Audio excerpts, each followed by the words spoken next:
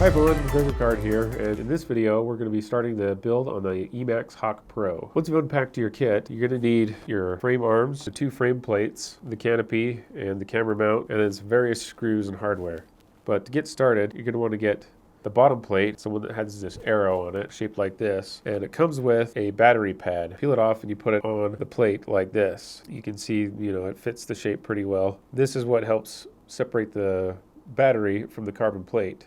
Helps protect the battery and helps keep it gripped onto the drone itself. So go ahead and put that on. Then next, you want to take this bottom plate and take your arms, and you can see I've kind of laid them out in this pattern like this. They go together with the pointy ends pointing at each other.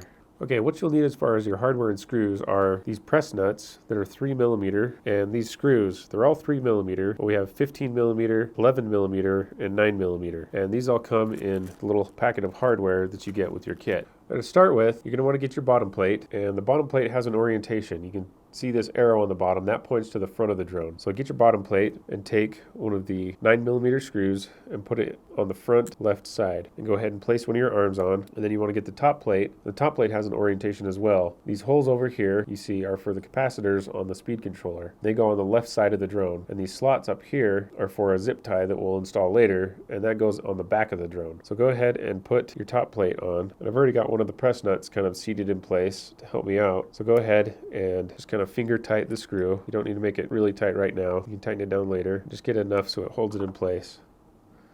Then get the front right arm.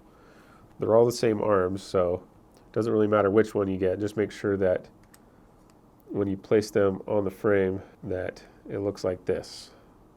So get another one of your 9mm screws and place it in the front right. Take one of your press nuts and put it on and tighten it down just a little bit, just finger tight. Then you'll take your two 11mm screws, place them in the center in the middle, and place them in the front middle positions. Then what goes on top of here is the mount for the camera, for the FPV camera. The mount goes on top of those screws like that, and then you put two of the press nuts on top of the screws like so.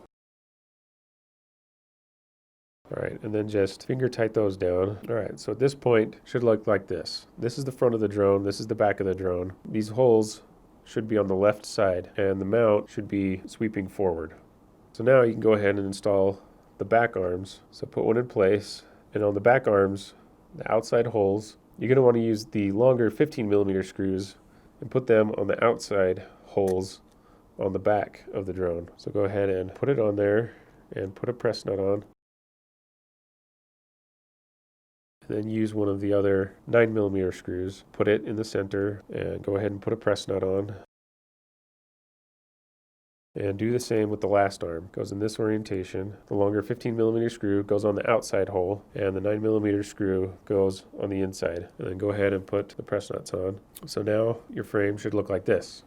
Now at this point, you can go ahead and start tightening the screws down, and just be extra special careful during this step. Make sure that your driver is fully seated inside the head of the screw. Sometimes you have to kind of wiggle it in if it's a tight fit, and then go ahead and tighten these down until you see the press nut become flush with the carbon.